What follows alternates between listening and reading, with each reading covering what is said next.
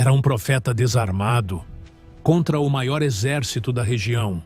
Um homem idoso vivendo numa cidade pequena, sem muralhas, cercado por cavalaria, arqueiros e carros de guerra, que marcharam durante a noite inteira só para capturá-lo.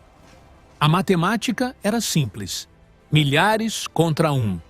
Quando o sol começou a nascer sobre as colinas de Dotã, o cerco já estava completo. Nenhuma saída, nenhuma rota de fuga, nenhuma esperança humana. Mas, naquela manhã, por volta de 850 anos antes de Cristo, os números não contavam a história completa, porque havia algo no monte, algo que o rei da Síria não conseguia ver. E quando os olhos certos se abriram, ficou claro que aquele profeta nunca esteve sozinho. Para entender como um único homem se tornou o alvo de um exército inteiro, é preciso voltar alguns meses no tempo para o momento em que uma guerra começou a ser vencida, sem que uma única espada fosse levantada. O conflito entre Israel e a Síria não era novo. Havia décadas que os dois reinos viviam em tensão constante. Não se tratava de uma guerra declarada com batalhas formais e campos abertos. Era um conflito de emboscadas, ataques rápidos e disputas territoriais. Pequenos exércitos se moviam pelas estradas, pelos vales e pelas colinas, tentando surpreender o inimigo no momento mais vulnerável. Do lado sírio, o comando estava nas mãos do rei Ben-Hadad. Ele liderava um dos exércitos mais temidos da região. Seus carros de guerra eram puxados por cavalos treinados, feitos para avançar em velocidade e esmagar formações inimigas. Os arqueiros sírios tinham fama de precisão mortal. A infantaria já havia conquistado cidades inteiras. Militarmente, a vantagem era clara. O plano do rei sírio era simples e eficaz: armar emboscadas em pontos estratégicos e pegar o rei de Israel desprevenido. Escolher vales estreitos, cruzamentos importantes, passagens entre montanhas, lugares onde um exército não teria espaço para manobrar. Era uma estratégia comum na antiguidade e normalmente funcionava. Mas, dessa vez, algo estranho começou a acontecer. Toda vez que o rei sírio posicionava suas tropas em um determinado local, os israelitas simplesmente não apareciam. Ele escolhia um vale para a emboscada. O exército de Israel tomava outro caminho. Ele armava uma cilada numa estrada. Os israelitas passavam por uma rota diferente. Uma vez poderia ser coincidência. 2 vezes, sorte. Mas aquilo começou a se repetir. O texto bíblico diz que isso aconteceu várias vezes. Não foi uma nem 2. Era como se o inimigo soubesse de cada plano antes mesmo de ele ser executado.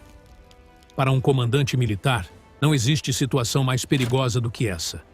Porque, se o inimigo conhece sua estratégia, você já perdeu a guerra antes da batalha começar.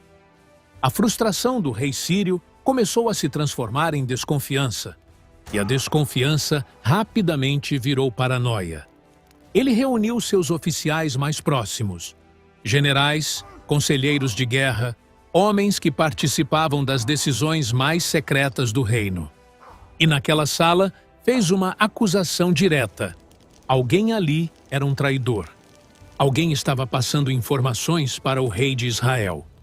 Era uma acusação gravíssima. Naquele tempo, espionagem era punida com morte imediata, sem julgamento, sem segunda chance. Os oficiais se entreolharam. O silêncio tomou conta da sala. Até que um deles decidiu falar. Não havia traidor nenhum. O problema não era militar. Era espiritual. O oficial explicou que, em Israel, existia um profeta chamado Eliseu. E esse profeta tinha uma capacidade que desafiava qualquer lógica de guerra. Ele conseguia saber as palavras que o rei sírio falava, dentro do próprio quarto. Não eram espiões, não eram batedores escondidos, não era estratégia humana. O profeta simplesmente sabia e contava tudo ao rei de Israel. De repente, tudo fez sentido. Cada emboscada frustrada, cada plano que falhava, cada movimento inútil. O rei sírio não estava lutando apenas contra um exército. Estava lutando contra alguém que conhecia seus segredos antes mesmo de ele sair do palácio. E isso era algo que espadas, cavalos e carros de guerra não podiam resolver. A decisão do rei foi imediata. Se o problema era um homem, então eliminem o homem. Para o rei da Síria, a guerra tinha mudado de natureza. Até aquele momento, o problema era o exército de Israel. Agora, tudo apontava para um único nome: Eliseu. Não era um general, não comandava tropas, não possuía armas, não vivia em palácios. Era apenas um profeta. Mas, na prática, aquele homem solitário estava anulando toda a estratégia militar síria. O rei não hesitou. Se os planos estavam sendo revelados, então a solução era simples: capturar o profeta. Ele ordenou que descobrissem onde Eliseu estava. Espiões foram enviados. Informantes foram interrogados. Mensageiros cruzaram as estradas da região. A resposta chegou rapidamente. Eliseu estava em Dotã. Dotã não era uma cidade fortificada. Não tinha muralhas imponentes. Não possuía uma guarnição militar relevante. Era uma cidade pequena, situada numa região de colinas, a cerca de 19 quilômetros ao norte de Samaria. Um alvo fácil. Mas o rei sírio não queria correr riscos. Se aquele profeta realmente conseguia saber o que era falado em quartos fechados, então qualquer erro poderia significar o fracasso da missão. Por isso, ele não enviou um pequeno destacamento. Enviou cavalos, carros de guerra e uma força militar pesada. O texto bíblico descreve o envio de um grande exército, uma mobilização desproporcional para capturar um único homem. Mas, para o rei sírio, aquilo fazia sentido. Se Eliseu continuasse livre, nenhuma estratégia militar funcionaria. Naquela noite, as tropas marcharam em silêncio. Movimentos noturnos eram comuns na antiguidade. Evitar o calor do dia, preservar as forças dos cavalos e, acima de tudo, chegar ao alvo antes que qualquer aviso pudesse se espalhar. Os soldados sírios atravessaram vales escuros, subiram as colinas ao redor de Dotã e se posicionaram em volta da cidade enquanto todos ainda dormiam. Cavalaria nas saídas, carros de guerra nas rotas principais, infantaria fechando os acessos. Quando o primeiro brilho do amanhecer tocou as colinas, o cerco já estava completo. Nenhuma saída, nenhum mensageiro, nenhuma chance de fuga. Em algum ponto dentro daquela cidade pequena, um profeta idoso ainda dormia, sem saber que o maior exército da região tinha marchado a noite inteira apenas para capturá-lo. E foi o servo dele quem viu primeiro. Quando a porta se abriu naquela madrugada, a visão do lado de fora parecia saída de um pesadelo. O servo abriu a porta naquela madrugada, como em qualquer outro dia. Talvez para buscar água, talvez para observar o clima, talvez apenas para começar a rotina antes que o sol subisse por completo. Mas, quando seus olhos se ajustaram à luz fraca do amanhecer, o que ele viu não parecia real. Cavalos por todos os lados. O brilho das armas refletindo a primeira luz do dia. Soldados posicionados em formação de cerco. As colinas ao redor de Dotã estavam tomadas. Carros de guerra bloqueavam as rotas de saída. Arqueiros ocupavam os pontos altos. Infantaria fechava cada acesso da cidade. O servo conseguia ver as bandeiras sírias tremulando ao vento. Escudos alinhados, lanças erguidas, formações prontas para avançar. Aquele exército não estava ali para negociar. Estava ali para capturar ou matar. O pânico foi imediato. O servo recuou, quase tropeçando ao entrar na casa. O coração acelerado, a respiração curta, a mente tentando encontrar uma saída onde não havia nenhuma. Ele correu até Eliseu e o acordou com uma frase que carregava todo o desespero daquele momento. Ah, meu senhor, o que faremos? Não era apenas uma pergunta. Era um grito de impotência. A matemática era brutal. Um exército inteiro contra 2 homens desarmados dentro de uma casa de barro. Não havia muralhas. Não havia soldados aliados. Não havia rota de fuga. Tudo indicava o fim. Mas a reação de Eliseu não seguiu nenhuma lógica humana. Ele não se levantou assustado. Não correu para olhar pelas janelas. Não começou a fazer planos de fuga. Sua voz saiu calma, estável, como se nada tivesse mudado. Não tenha medo, porque os que estão conosco são mais do que os que estão com eles. O servo deve ter olhado ao redor, confuso. Dentro da casa, ele via apenas 2 homens. Do lado de fora, centenas, talvez milhares de soldados armados. A conta não fechava. Ou Eliseu tinha enlouquecido, ou ele sabia de algo que olhos humanos não conseguiam enxergar. Então, o profeta fez uma oração. Mas não foi uma oração pedindo livramento. Não foi um clamor por proteção. Não foi um pedido para que Deus destruísse o exército inimigo. O pedido foi simples, direto e completamente inesperado. Senhor, peço-te que abras os olhos deste moço, para que ele veja. O servo ainda estava tentando entender as palavras de Eliseu, quando algo mudou diante dos seus olhos. Não houve trovão, não houve terremoto, nenhum som de batalha. A única coisa que mudou foi a sua visão. Era como se um véu tivesse sido retirado. De repente, as colinas ao redor de Dotã não estavam mais vazias. O monte inteiro estava coberto. Cavalos de fogo, carros de fogo. Um exército celestial posicionado entre a cidade e as tropas sírias. O servo piscou, tentando entender o que via.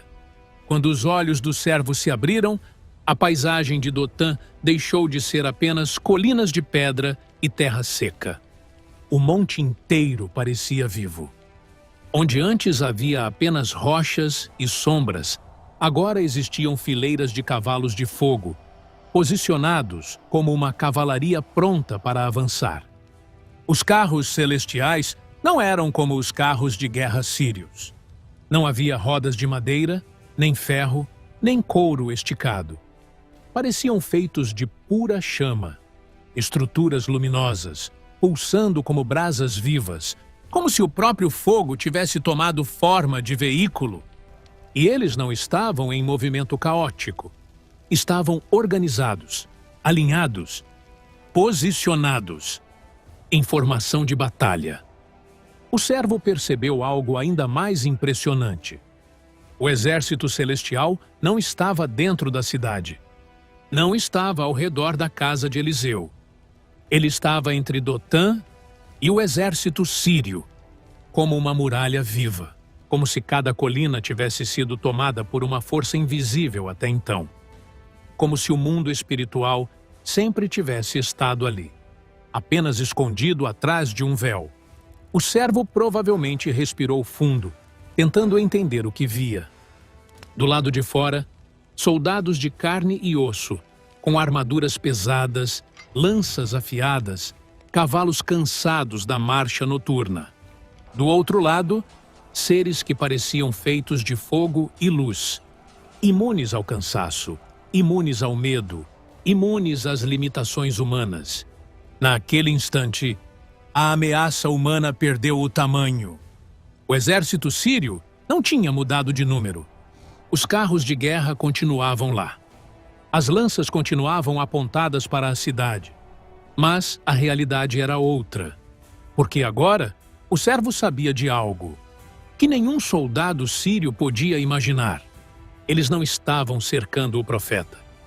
Eles estavam cercados por um exército que não pertencia a este mundo. E, talvez pela primeira vez naquela manhã, o medo começou a desaparecer. Não porque o perigo tinha sumido, mas porque a verdade era maior do que o perigo. De um lado, soldados de carne e osso, armaduras de bronze, espadas afiadas, cavalos ofegantes, carros de guerra prontos para avançar.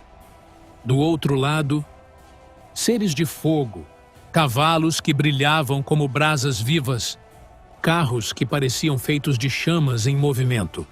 Uma força que não obedecia às leis do mundo físico. O monte inteiro estava cheio.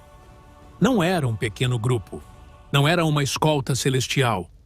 Era uma hoste completa, posicionada como um exército em formação de batalha. A matemática mudou naquele instante. Não era mais um exército contra dois homens.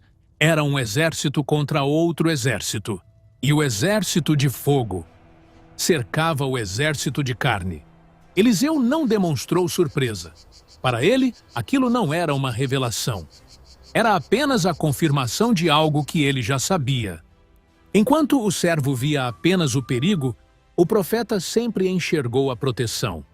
Enquanto o servo contava soldados, Eliseu conhecia o exército invisível. Mas o mais surpreendente ainda estava por vir. O exército celestial não se moveu. Os cavalos de fogo não avançaram. Os carros sobrenaturais não atacaram. O poder estava ali, mas não foi usado. E em vez de ordenar um ataque, Eliseu fez outra oração. Enquanto o servo ainda observava o exército de fogo sobre as colinas, os soldados sírios começaram a descer em direção à cidade. Para eles, nada tinha mudado. Dotã continuava indefesa. O alvo continuava dentro da cidade. A missão era simples: capturar o profeta. Quando as tropas se aproximaram, Eliseu saiu ao encontro deles. Não com uma espada, não com um exército, apenas com uma oração. Senhor, fere esta gente de cegueira. E naquele instante, o exército inteiro perdeu a visão. Não foi uma escuridão comum. Não foi apenas falta de luz. Era confusão total. Soldados treinados não conseguiam distinguir caminhos. Comandantes não sabiam onde estavam suas tropas. Cavalos se agitavam, desorientados. Formações militares perfeitas se transformaram em caos. A máquina de guerra mais temida da região ficou completamente vulnerável, sem que uma única espada fosse levantada. Então aconteceu algo ainda mais surpreendente. Eliseu caminhou até o meio do exército cego, o mesmo homem que eles tinham vindo capturar. Agora estava diante deles, guiando seus passos, e disse: Não é este o caminho, nem esta é a cidade. Segui-me, e eu vos levarei ao homem que buscais. Era verdade. Eles buscavam o profeta de Israel, e o profeta estava ali. Mas os soldados cegos não sabiam disso, e confiaram na voz que os conduzia. Os soldados sírios não tinham escolha. Sem visão, sem orientação, sem saber onde estavam, a única coisa que podiam fazer era seguir a voz do homem que falava com autoridade. E assim, a marcha começou. Não era mais um exército em formação de guerra. Não havia disciplina perfeita, nem alinhamento de escudos. Era uma coluna desorganizada de homens cegos, cavalos sendo puxados pelas rédeas, comandantes tentando manter a ordem sem enxergar o próprio caminho. Eles desceram as colinas de Dotã lentamente. Atravessaram vales estreitos. Passaram por trilhas de terra batida, onde normalmente marchariam com velocidade e confiança. Mas agora, cada passo era incerto. Cada pedra no caminho era um obstáculo. Cada curva do terreno era um risco. O exército que tinha marchado com orgulho durante a noite agora caminhava em silêncio, dependendo totalmente da voz do homem. E tinham sido enviados para capturar. E nenhum deles percebia que, a cada passo, estavam sendo conduzidos para o coração do território inimigo. Eliseu então guiou o exército sírio inteiro, por cerca de 19 quilômetros, da pequena Dotã, até Samaria, a capital do reino de Israel. Um profeta idoso, conduzindo milhares de soldados inimigos, cegos e vulneráveis, atravessando vales e colinas, até o coração do território adversário. Os caçadores, sendo conduzidos pelo caçado. Quando chegaram a Samaria, Eliseu fez outra oração. Senhor, abre os olhos destes homens para que vejam. A visão voltou. Os soldados piscaram, ajustaram os olhos à luz e perceberam onde estavam. Não em Dotã, não cercando uma cidade indefesa. Eles estavam dentro de Samaria, no meio da capital de Israel, cercados agora pelo exército do rei de Israel. A armadilha tinha virado ao avesso. Os cercadores estavam cercados. O rei de Israel viu a oportunidade e perguntou a Eliseu: Feri-los-ei? Feri-los-ei, meu pai? A repetição mostrava a ansiedade. Era a chance de eliminar uma grande parte do exército inimigo de uma só vez. Uma vitória fácil. Uma vingança pelos anos de guerra. Mas a resposta de Eliseu foi imediata. Não os ferirás. A ordem era outra. Põe-lhes diante pão e água, para que comam, bebam e voltem ao seu senhor. Em vez de execução, um banquete. O rei de Israel preparou uma grande refeição para os soldados sírios. Comida abundante, água para matar a sede, hospitalidade, em vez de espadas. E depois os enviou de volta. Um exército inteiro retornando à Síria, com uma história impossível de explicar. Tinham sido cegados, conduzidos para dentro da fortaleza inimiga. E, em vez de morte, receberam jantar. O texto bíblico registra o resultado. A partir daquele dia, os bandos sírios não voltaram a invadir a terra de Israel. A guerra não terminou com uma batalha. Terminou com um milagre e uma mesa preparada para inimigos. Naquela manhã, em Dotã, o servo de Eliseu viu algo que a maioria das pessoas nunca vê. O monte inteiro coberto por cavalos e carros de fogo. Um exército celestial em posição de batalha. Mas existe um detalhe importante nessa história. O exército de fogo não atacou. Os cavalos celestiais não avançaram. Os carros sobrenaturais não esmagaram as tropas sírias. Nenhuma espada invisível caiu do céu. O poder estava ali. Real. Presente. Pronto. Mas não foi usado. A vitória não veio por destruição, veio por cegueira, por condução, por um banquete. Isso desafia a lógica humana. Se você tem um exército celestial à disposição, a reação natural seria usá-lo. Destruir o inimigo. Demonstrar força. Garantir que ninguém mais se atreva a atacar. Mas, em Dotã, Deus escolheu outro caminho. Mostrar poder, sem usá-lo. Vencer, sem matar. Transformar inimigos em testemunhas, em vez de cadáveres. E essa não foi a única vez que o exército invisível esteve presente, sem intervir. Séculos depois, em outra noite cercada por soldados, um homem também foi alvo de um cerco. Não em Dotã, mas no jardim do Getsêmani. Os soldados chegaram com espadas, tochas e correntes.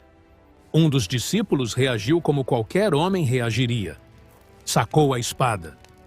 Mas a resposta de Jesus foi imediata. Guarde a espada. E então, ele disse algo que ecoa diretamente a história de Eliseu. Você acha que eu não poderia pedir ao meu pai, e ele me enviaria agora mesmo mais de 12 legiões de anjos? 12 legiões. Mais de 70.000 seres celestiais, prontos para intervir com uma única palavra. O mesmo exército invisível de Dotã estava disponível naquela noite. Mas, diferente de Eliseu, Jesus não acionou essa força. Em Dotã, o exército de fogo protegeu o profeta. No Getsêmani, o exército de fogo permaneceu em silêncio. O mesmo Deus, o mesmo poder. Duas decisões diferentes. Porque às vezes a proteção divina livra do vale. E às vezes ela caminha com você através dele. O servo de Eliseu aprendeu que nunca estava sozinho, mesmo quando os olhos humanos só viam perigo. E, desde aquela manhã em Dotã, aquela verdade continua ecoando através dos séculos. Existe um exército invisível ao redor daqueles que Deus chama. Mesmo quando ninguém consegue ver, mesmo quando o cerco parece completo, mesmo quando a matemática diz que não há saída, porque, em muitas batalhas, os números nunca contam a história completa.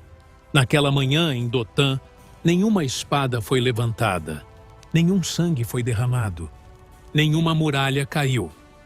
Ainda assim, um exército inteiro voltou para casa derrotado. Não por força humana, mas por algo que não podia ser visto.